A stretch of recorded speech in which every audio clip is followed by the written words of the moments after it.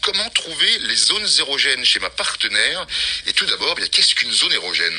Eh bien, une zone érogène, c'est une zone du corps dont la stimulation est capable de déclencher une excitation sexuelle ou de la faire monter, cette excitation sexuelle, et même éventuellement de déclencher un orgasme. Donc la question de Séverin, comment trouver la zone érogène ou les zones érogènes chez mon partenaire? Alors d'abord, je dirais que c'est une très bonne question, parce que c'est important de savoir ce qui est excitant pour votre partenaire, et ça que vous soyez un homme ou une femme, parce que si vous avez envie de lui donner du plaisir, vous avez intérêt à comprendre comment il ou elle fonctionne.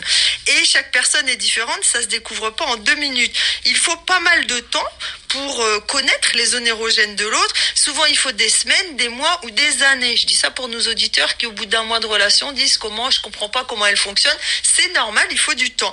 Je me souviens d'un patient, par exemple, qui m'avait dit au bout de 15 ans de vie commune, je viens de me rendre compte que le creux derrière mes genoux, c'est chez moi une zone érogène. Je m'en étais pas rendu compte avant. Voyez ?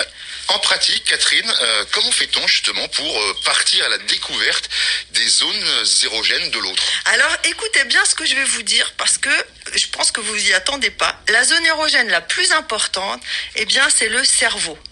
Quand le cerveau est stimulé, il peut déclencher du désir, de l'excitation sexuelle et même des orgasmes. Donc, savoir provoquer une émotion érotique chez l'autre, ça correspond à stimuler la zone érogène du cerveau, une des zones érogènes du cerveau.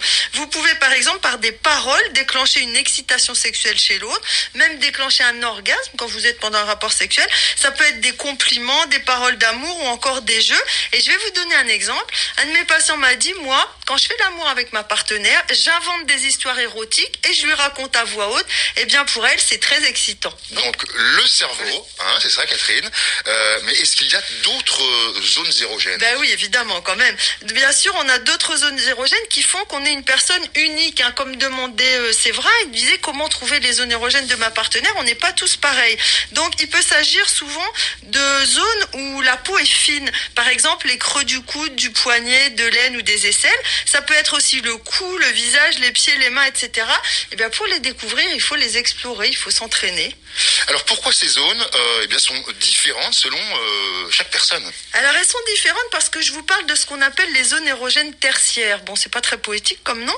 Elles sont différentes parce que, en fait, une zone devient érogène à l'âge adulte, souvent parce qu'elle a vécu dans l'enfance des expériences agréables. Que cette zone s'est faite masser, câliner dans l'enfance, par exemple. Et puis, il y a aussi des zones érogènes qui sont les mêmes pour tous. On appelle ça les zones érogènes primaires et secondaires. Et alors, quelles sont justement ces zones érogènes secondaires? Alors, chez les femmes, les zones érogènes secondaires, pour répondre à Séverin, sont les seins, les mamelons, le pubis, le sillon interfessier jusqu'à l'anus, les grandes et les petites lèvres, l'intérieur des cuisses. Donc, vous voyez, autour de la zone sexuelle. Chez l'homme aussi, c'est autour de la zone sexuelle, au niveau des bourses, la face interne des cuisses, la zone en arrière des testicules jusqu'à l'anus et les mamelons qui font aussi partie des zones érogènes pour les hommes comme pour les femmes. Et puis, on peut ajouter la bouche et les lèvres. Et quand ces zones érogènes secondaires sont stimulées, ça déclenche l'éveil des zones sexuelles primaires et ça fait monter l'excitation. Et alors justement, ces zones érogènes primaires, où sont-elles et quel est leur rôle finalement dans la sexualité? Alors leur rôle, c'est des zones érogènes très efficaces. C'est elles qui vont déclencher un orgasme le plus souvent. On dit que c'est des zones gâchettes de l'orgasme. Chez l'homme, ça correspond à la zone du pénis et du gland. Et chez la femme, il s'agit du clitoris et de l'intérieur du vagin. Et alors pourquoi ces zones sont-elles aussi sensibles finalement? Ces zones, elles sont sensibles parce qu'elles contiennent ce qu'on appelle des corpuscules de volupté, c'est-à-dire des capteurs de plaisir.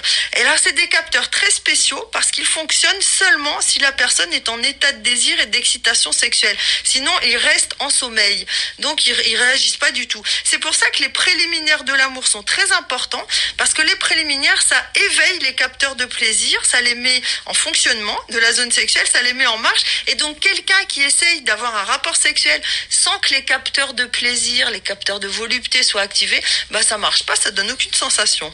Et alors, si on oublie justement ces zones érogènes tertiaires ou secondaires pour aller droit au but, que se passe-t-il, Catherine? Si vous zappez carrément vous allez dire directement sur les zones sexuelles, clitoris, gland du pénis, etc., et ben le contact, il risque de pas être très agréable parce que ces capteurs de volupté sont restés en sommeil. Donc l'érection viendra moins bien, elle sera plus lente, moins forte, la lubrification sera laborieuse, ben vous aurez nettement moins de plaisir, d'excitation et vous aurez du mal à avoir un orgasme. Et donc c'est pour ça que les préliminaires, les caresses, les baisers, les stimulations des zones érogènes non sexuelles, donc sur tout le corps, sont si importants pour préparer le corps à éprouver du plaisir pendant le rapport sexuel et pendant la pénétration.